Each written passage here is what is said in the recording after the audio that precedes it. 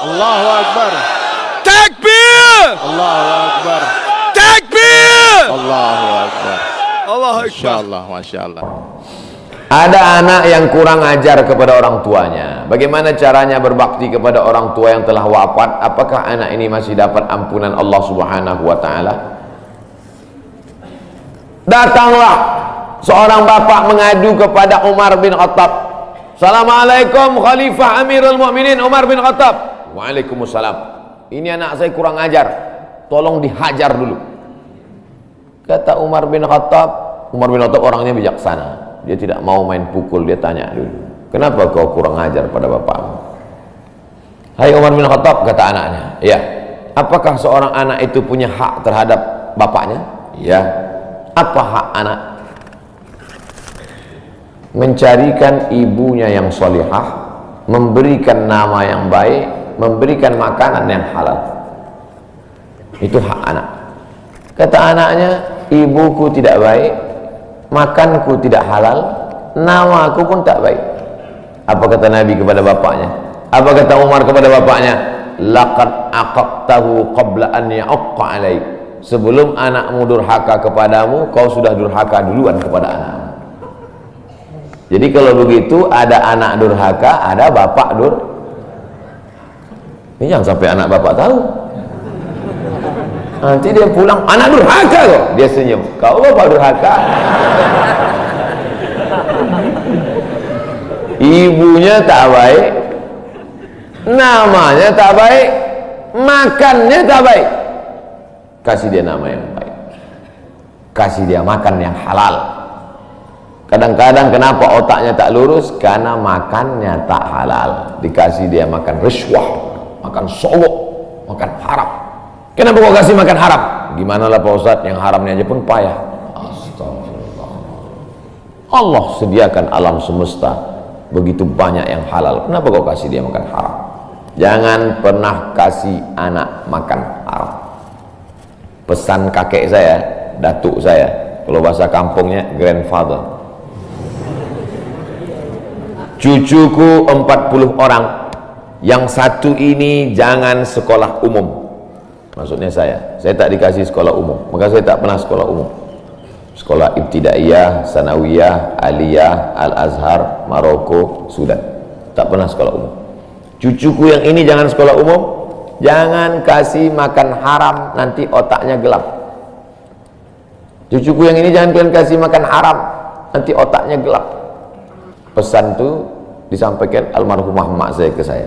Kau pun nanti anak kau jangan kau kasih makan haram, nanti otaknya gelap. Kalau sudah otak gelap, tak bisa membedakan mana tiang, mana orang, sifatnya kembali gitu. Nah, jangan sampai anak kita durhaka gara-gara kita bapak yang durhaka. Kalau anak sudah durhaka, meninggal orang tuanya, setelah itu dia bertobat, bagaimana cara minta ampunnya? Maka dia bersedekah. Mana dalilnya? Seorang sahabat datang menjumpai Nabi. Ummi matat, ibu saya sudah meninggal. Afa atasaddaqu anha? Kalau saya bersedekah, apakah pahalanya sampai kepada almarhumah ibu saya? Kata Nabi, tasaddaq, bersedekahlah, sedekahmu sampai. Maka wahai anak-anak durhaka yang sudah mati ibu dan bapakmu, maka datang kau habis pengajian ini langsung ke tempat anak yatim, panti jompo, sekolah-sekolah, pondok pesantren. Tanya Pak Kiai, Pak Kiai, apa yang kurang di pesantren ini? WC. Karena pesantren santrinya 1000, WC-nya 2. Bayangkan panjang antriannya. Berapa yang keluar dalam celana? Saya bangunkan WC, pahalanya mengalir untuk almarhumah. Maka pagi, petang, siang, malam mengalir pahalanya. Sedekah. Ayu sedekatu afdal? Apa sedekah yang paling afdal? Saqiyul ma', memberi air minum.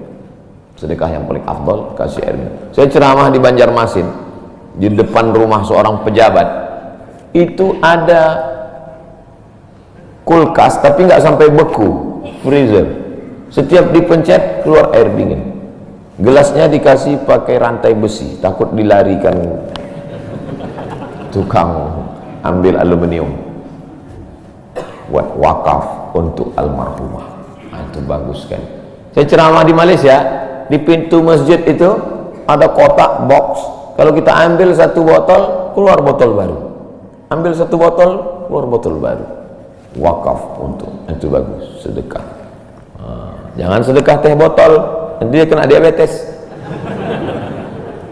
Air putih, ini bagus, mengalir. Sedekah sumur bor, pergi ke masjid, putar keran nggak ada air, tanya pengurus masjid, Pak pengurus, ya mana sumur bor? Nggak ada, saya buatkan. Langsung bunyi. Itu berarti cash itu. Begitu cara berbakti pada orang tua dengan sodakoh. Tapi Pak Ustadz, saya jangankan sodakoh, makan saya pun Senin Kamis Pak Ustadz doa, Allahumma firlahu warhamhu wa'afihi wa'afu anhu. Bangun tengah malam, Rabbi firli wali walidayya warhamhuma kama rabbayani shaghira. Apa itu bid'ah? Bid'ah membuat sesuatu yang tidak dibuat oleh Nabi Muhammad SAW. Tidak ada dalilnya dari 3 aspek: qauli, fi'li, takriri. Perbuatan yang tidak ada dalilnya bid'ah. Jangan dikatakan perbuatan yang tidak dibuat Nabi bid'ah. Perbuatan yang tak ada dalilnya bid'ah. Karena kalau dikatakan yang tidak dibuat Nabi bid'ah, Nabi tidak pernah pakai peci. Tunjukkan saya mana hadis Nabi pakai peci. Berarti peci ini bid'ah. Nabi mimbarnya tangganya dari depan, ini masjid tangganya dari belakang. Berarti mimbar ini bid'ah. Mimbar Nabi tangganya dari depan, 3 lantai, 1, 2, 3. Jadi yang dimaksud dengan bid'ah perbuatan yang tidak ada dalilnya. Misalnya jam 12 siang ada bapak-bapak di panas terik tegak menghadap matahari. Pak, bapak ngapain? Aku mengagungkan Allah di bulan Rajab. Bid'ah itu, karena tidak ada dalilnya sama sekali. Tapi selama ada dalilnya, tidak boleh kita katakan orang itu melakukan perbuatan bid'ah. Malam Jumat baca Yasin, kumpul 10 orang baca Yasin, Yasin wal Qur'anil Hakim innaka laminal mursalin. Bid'ah. Loh, coba lihat dalilnya. Yang dibacanya itu Quran apa Quran? Quran. Baca Quran apa pahala? Yasin itu Quran atau enggak Quran? Quran. Man qara'a Yasin fi lailatin, siapa yang baca Yasin suatu malam, asbaha maghfuran lah, subuhnya sudah diampuni dosanya. Mestinya baca Quran itu semua, tapi karena dia enggak sanggup semua, dia pilih hati Quran. Hati Quran itu Yasin. Sentuhlah dia tepat di hatinya, dia akan jadi milikmu untuk selamanya. Makanya orang sebelum ngapal Quran semua, yang dihafal hatinya dulu. Itu sebelum ngapal Quran, yang dihafal hatinya dulu. Apa hati Quran? Ya Yasin.